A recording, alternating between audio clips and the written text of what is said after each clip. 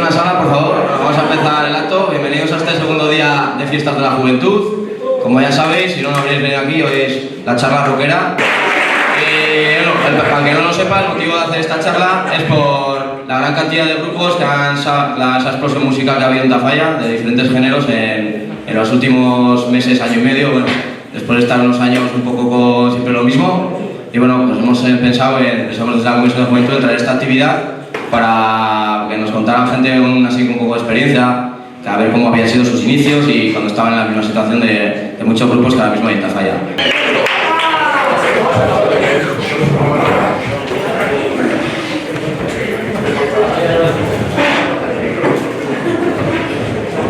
Haberlo leído bien. Ponía los orígenes, pero viendo esto creía que eran los aborígenes. La charla, pero... Bueno, pero ¿de qué quiere que cuente? Venga, diga una anécdota de cuando era joven, de cuando estos chavales empezaban. Vamos a empezar...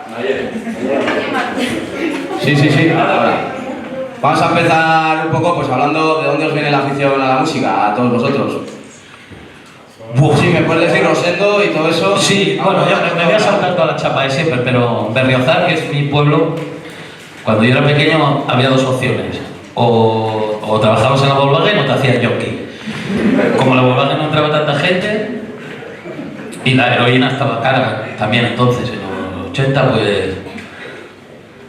pues había un grupo de chavales mayores, que los hermanos mayores de mis amigos de la cuadrilla, que eran punkis, porque es una música que se puede tocar sin saber, como el rock and roll también.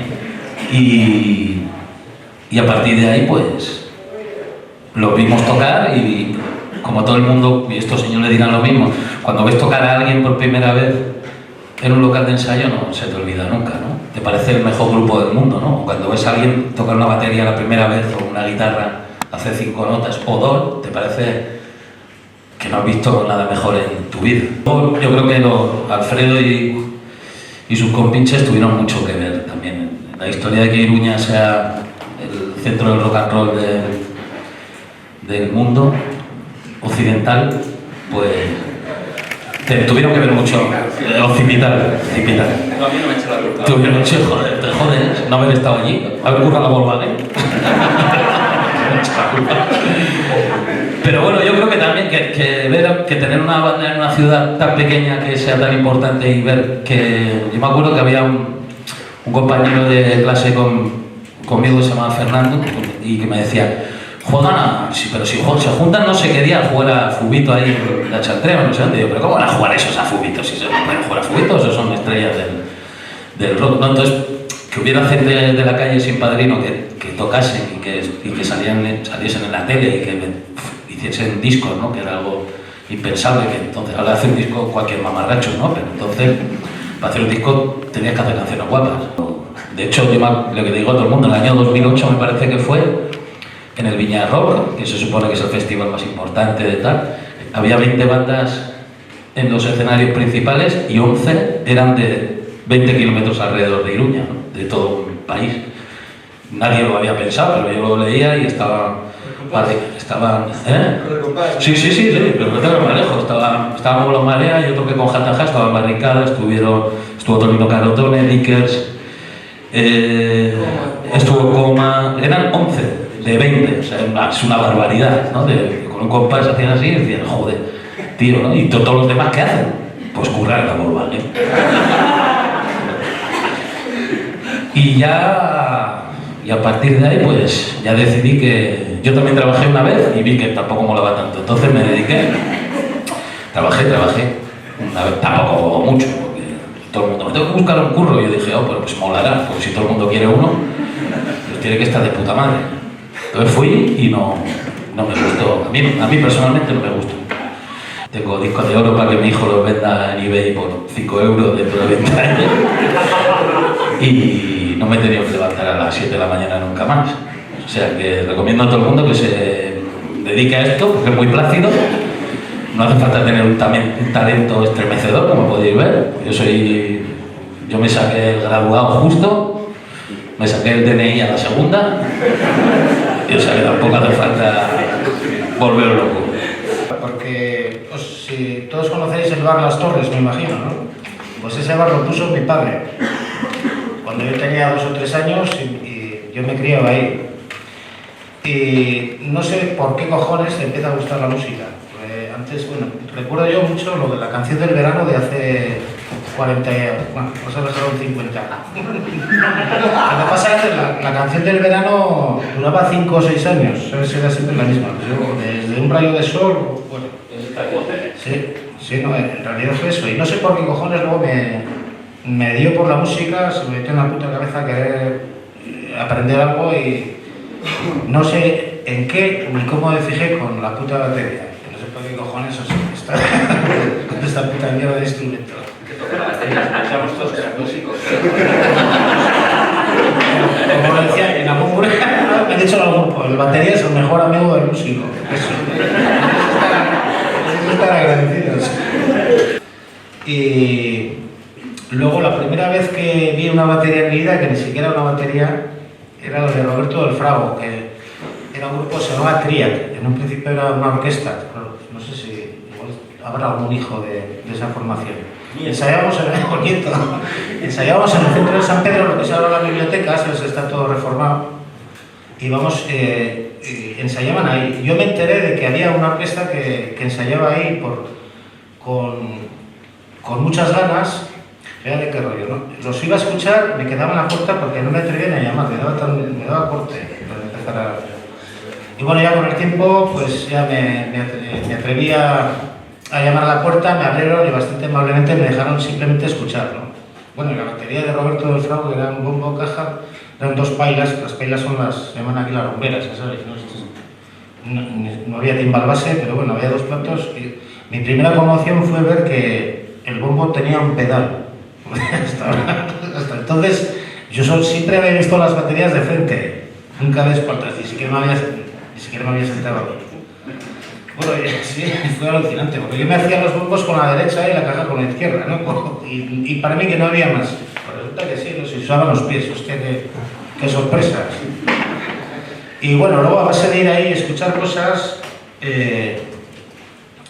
había un tío que se llama Carlos Echeverría, que ahora le ha ido bastante bien. Él tampoco sabía que pudiese acabar siendo lo que es, ahora es el director del Conservatorio Pablo Salas. Músico, vamos, es lo hecho. Y tocando un poco con él, así como bromeando, me inculcó lo de tocar con él, que en un grupo que se llamaba Ollana, ya te digo, muchísimos años, que Ollana luego fue un grupo que había muchos estilos y muchas formaciones, y empezamos a hacer una especie de rock sinfónico, que era lo que en aquel entonces nos motivaba. Lo que pasa, bueno, en aquel entonces ya nos estaba motivando la de... Yo creo que soy el mayor aquí, de todos. Claro, lo del origen, les puedo contar desde el 75 más o menos ya empezó un poco, venían los discos, estaba la vía Bilbao-Londres, abrió, entonces, joder, tenían cantidad de discos de Londres, importados, y empezó a entrar la música tal. Y luego tenemos una situación social y política, la dictadura, o sea, la dictadura no se acabó cuando lo están diciendo, y la transición que hubo, aquí continuó, aquí los bandos policiales eran los mismos, los torturadores, nos machacaban a diario, o sea, todos los días a limpia hostia, y estaba todo el mundo organizado. No existían los móviles, no existía YouTube, existían los bares, la calle, ¿no? Y la música, todos los bares tenían música, todos íbamos a la música, los fines de semana, pues joder, ¿dónde hay un concierto? Y se juntaba todo Dios. O sea, la juventud, pues eso, la música fue un medio de escape bastante importante. Todo el punk que venía desde Inglaterra, con las ocupaciones, con el activismo político, de antisistema total. Y yo creo que nos enganchó mucho todo eso y bueno, entramos en una espiral ahí de fiesta, entraron, claro. Luego, las drogas eran algo bastante puntual, ¿no? Porque solo las traían los que viajaban. Había varias personas que viajaban a la India a nivel personal y traían drogas, ¿no? Entonces, no estaban al alcance de cualquiera, ni te enterabas, ¿no? Pero luego entró la represión, por medio de la policía, empezaron a introducir todo, la heroína, saco, y de hecho, aquí estamos, no sé ni cómo, no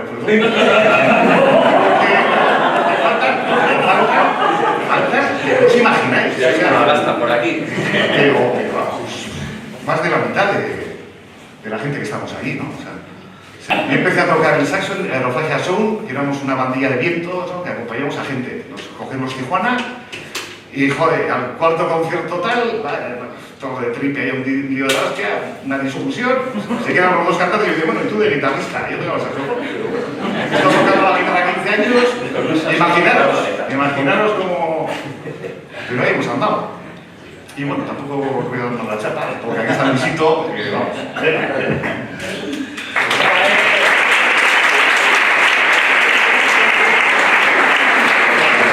Bueno, pues yo soy del finalico de lo que cuenta Mikel. Los finales de los 80, como Gucci, cuando el tema político ya era una norma y cuando la rabia ya estaba hiperextendida, entonces veíamos por un lado que había muchas cosas que decir, por otro lado que había que divertirse el copón, ¿no? Y ahí estaba todo el tema de las drogas, la música y tal, ¿no? Entonces era un camino que te podías realizar un poco como persona, ¿no? Tenías cosas que decir, cosas por las que protestar y utilizabas un medio que en mi opinión es el más bonito, ¿no? Que puedes bailar aunque te estés cagando en Dios. Entonces, bueno, pues eso nos molaba mogollón. Y empezamos a tocar y veíamos a Alfredo, veíamos a los Tijuana, no sé. Había como dos vertientes, ¿no? En mi caso. Por un lado estaba todo el rollo heavy, guiri, que hablaban de princesas y la hostia, que tocaban de puta madre. Y por otro lado estaban todos estos que no eran dioses tocando, pero que le echaban unos cojones de la hostia, ¿no? Y contaban lo que a ti te pasaba ante tus ojos, lo contaban ellos. Y es como decía Cuchi un poco, dices, coño, si lo pueden hacer ellos, yo también, tío. Estoy cagado por liarla. Y empecé con una guitarra, gracias a Dios me pasé al bajo, soy el hijo demasiadas cuerdas para esta puta mano. Y me ha ido de puta madre, hasta hoy. He estado en Escalaria, he estado en Vendetta, estoy en Vendetta ahora. Bueno, hemos andado por todo el mundo a vueltas. Hasta ahora ha sido divertido, espero que siga siendo divertido. No tengo ni una puta gana de hacer otra cosa. Y así seguimos. Os dejo con el maestro. Mis orígenes fueron, a mí, o sea, ¿por qué me empezó a mí a gustar el rock, la música?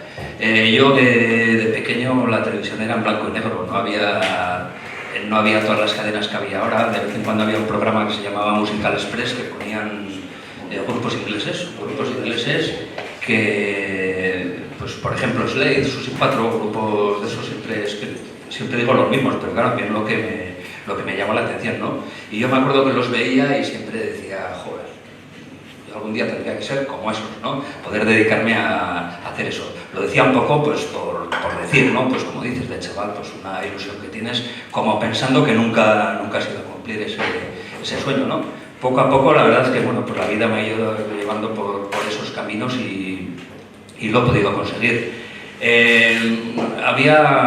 La televisión había poco, pero igual había hasta más que ahora, ¿no? En cuestión de música. Pero había una cosa que se llamaba la radio, ¿no? Que entonces no existían todas estas fórmulas, todas estas historias tan comerciales.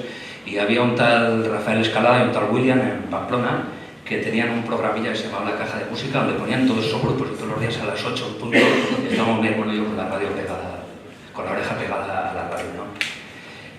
Montamos nuestro primer grupillo cuando todavía estábamos en los Escolapios, ahí sí que daban todos los días, daban nuestras todos los días los curas de arriba abajo. Y nos dejaron montar, no sé cómo nos dejaron montar un concierto, no sé cómo, no porque fueran curas, sino porque no teníamos ni idea de tocar, vamos. Yo de hecho, alguien me dejó un bajo de estos de forma de violín como el de Paul McCartney de los Beatles, y yo recuerdo que toqué sin volumen ni nada, vamos, y yo creo que inventé el playback. De vergüenza que me daba, pero bueno, la batería era peor porque tenía unos cubos de Dixon, me había tocado la vecina subir y digo, tú la batería, venga. O sea, no quiero ni pensar lo que pudimos hacer ese día. Y luego lo que sí había entonces yo vivía en la Chantrea. Había muchos grupos, pues tipo Los Brujos, Sinopsis, eran orquestas, eran grupos que se dedicaban a hacer versiones y se dedicaban a hacer baile, pero entonces cuando bailábamos un agarrado, bailábamos cuando un ciego llora de Deep Purple o canciones de ese tipo, ¿no? Entonces, y veías cómo hacían Highway Star, que tocaba Mario Camacho la guitarra, y yo flipaba con él. Eran orquestas, pero eran unos grupazos de rock and roll de la hostia, ¿no? Y bueno, pues con eso empecé, poco a poco pues montamos ese grupo, o sea, no existió lo de los Escolapios, pues lo único único que sirvió es para que los curas nos dieran más hostias, pero a partir de entonces con razón, vamos. Y luego vino Pabellón Negro, un grupo de amiguetes de la Chantrea, que no lo hacíamos muy bien, pero nos la pasábamos de la hostia. Algún día, ahí es donde conocí a Miquel, algún día vino a tocar con el saxo. Después vino lo de los Barris, fueron 30 años maravillosos de dar la vuelta a todo el país varias veces, incluso fuera del país también alguna vez. Hemos tenido la suerte de que nos ha parado la policía y nos ha metido en comisaría en unos cuantos países, y bueno, acabó la historia de los Barris, como sabéis, hace 2 años y pico. Monté una banda que se llama Miss Octubre y ahora pues por ahí estoy haciendo conciertos y bueno, pues sobreviviendo como se puede en este mundo horrible políticamente, culturalmente y todo. Y con la diferencia que bueno, pues antes también era más difícil conseguir una guitarra, tenías que currar un verano en una obra para conseguirlo y tal. Ahora cualquier mocoso tiene unas guitarras ya, no saben sus padres ni si le va a gustar tocar la guitarra o no, pero tiene una Gibson, una Fender que te cagan, ¿no? Y se graban unos discos de la hostia, cada uno en su casa con su ordenador y todo eso, no vale lo de has fallado, pero eso... La hora de estudio vale un huevo y te ha costado más de 1 hora tocar esa puta nota, ¿no? Oye tú, yo venía aquí a hablar de mí. Me cago en Dios. Este se da vueltas por el mundo, Bueno, yo por ejemplo no recuerdo exactamente por qué te he empezado, creo que como todos, no recuerdas por qué te empieza a gustar la música, pero sí recuerdo pues igual la primera vez que escuché algunas canciones que me marcaron, ¿no? Como Rock and Roll High School de los Ramones, o la primera vez que mi primo me trajo una cinta, un cassette de los Beatles y Elvis, y con 12 años me empezó a gustar eso, ¿no? Los Beatles, Elvis no me molaba. Y al cabo de 1 año me trajo una cinta de cassette, así que igual ya tenía 13 años, ya tenía algo sónico de la música, que era La Polla y los Rip tocando en la Plaza de los Fueros, en la calle, joder, Sarasate, ¿no? Paseo Sarasate, el bolo ahí, y yo estaba escuchando aquí. No sé, escuchando aquí igual me parecía que era pues, lo de todo, pero esto también lo puedo hacer yo y tal y cual, luego te das cuenta que no es tan fácil hacerlo, ¿no? Tocar es fácil, pero hacer letras a nivel de baristo o a nivel que hacen algunos aquí, pues no era tan fácil, ¿no? Entonces, pues igual por eso, por los grupos que hice yo, que si Virus de Rebelión, Descarga, tampoco llegamos más allá, que ser conocidos en la zona y mitos pequeños hoy en día, pero entre mis sobrinos, ¿entiendes? Por ejemplo, me acuerdo que veníamos, un amigo mío y yo, veníamos a Tafalla en bicicleta a comprar discos, comprábamos GBH, Siniestro Total, veníamos en bici, compramos los discos en Bellido musical, creo que era Bellido, ¿no? Subía, hostia, Bellido. Subía ahí, ¿no? Desde el Puentico. Comprábamos el vinilo después de tiempo de ahorro y venga, y luego pues a la calle, devorar los vinilos, a darle vueltas y tal, hostia. Hoy en día es mucho más fácil escuchar música o lo que sea, porque puedes dar en una tarde, puedes recorrer el rock, ¿no? De los 60 hasta los 90, todo en una tarde con un clic y tal y cual, pero entonces había una pasión por la música que ahora no veo tanta gente que tenga ese afán, no sé, un disco de... Lo mío es súper breve. Lo del colegio de curas también me he recibido hostias en estas lesiones a punta pala, y ahí fue donde empecé a desarrollar mi gusto por la guitarra acústica, que había un profesor que tenía una y me llamaba muy la atención. Así que mi hermana, que soy el penúltimo de seis chicas y yo, sí, y no se me nota nada. Pues mi hermana mayor me enseñó los primeros acordes de Leño, de Ramoncín, los discos de Ramoncín, y ahí fue cuando empecé a darle. Monté un grupo con 13, 14 años, se llamaba Mr. Feeling, luego ya dimos vueltas y requete vueltas hasta que con 13, 14 años reuní pasta para comprarme una guitarra Mason, que era era un tronco que me compré en una tienda de Estella, y para mí era la mejor guitarra del mundo. Y hasta que un día con unos colegas fuimos a ensayar a una bajera en Larraga, y con un grupo que se llamaba Desafío y tal, y bueno, tenían un miembro de Desafío, se había ido a Madrid a estudiar imagen y sonido, pero justo ese puto día aparece en la sala con unas melenas por aquí. Viene, coge mi guitarra, me la deja estar, un solo de puta madre, una guitarra de 30.000 pesetas. Se desafina el primer acorde y esta puta mierda, esto no vale ni para hacer fuego o algo así, me dijo. Claro, un crío de 13 años le dices eso y le hundes, le hundes en la mierda. Pues aquí está el señor que me lo dijo. También estamos tocando en Barcelona y, bueno, en aquella época había bastantes incidentes del tipo de destrozar el escenario, el equipo y todo, ¿no? Una vez de repente la guitarra del Boni dejó de sonar y todos, ¿qué ha pasado? Y dice, hostia, que me han mangado un pedal. Alguien se lo había arrancado mientras tocaba y le había dejado los dos cables así sueltos. Volvimos a las 3 semanas o algo así a tocar por ahí por Cataluña y estamos tocando y de repente vemos que cae algo al escenario. ¡Oh! El pedal. Era malísimo, no lo quería, no lo quería ni robar. La cabalitis. Si no, luego se me olvida.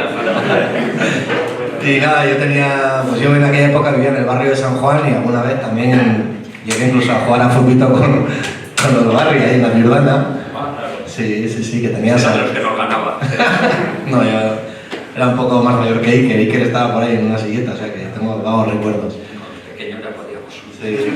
Y con Mr. Feeling, pues eso, Cuchi nos hizo un par de letras, nos ayudó un mogollón y... Los mejores. De hecho, sí, los mejores. Y nada, hasta que empezamos a tocar, a telonear a grupos como La Fuga y pues debido a que el cantante de La Fuga, Rulo, se piró, pues se pusieron en contacto conmigo, empecé y ya pues llevo 6 años en La Fuga y hasta el día de hoy. Así que como soy pequeño, soy breve y hasta aquí mi historia.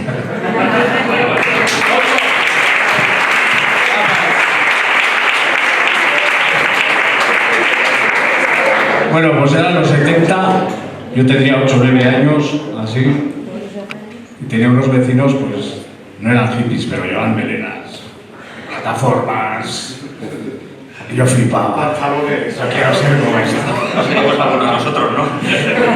Y pues eran viajeros y así, tenían pasta y no sé, y traían música, vinilos, ¿no? Jimi Hendrix, bueno, pues todo ese rollo.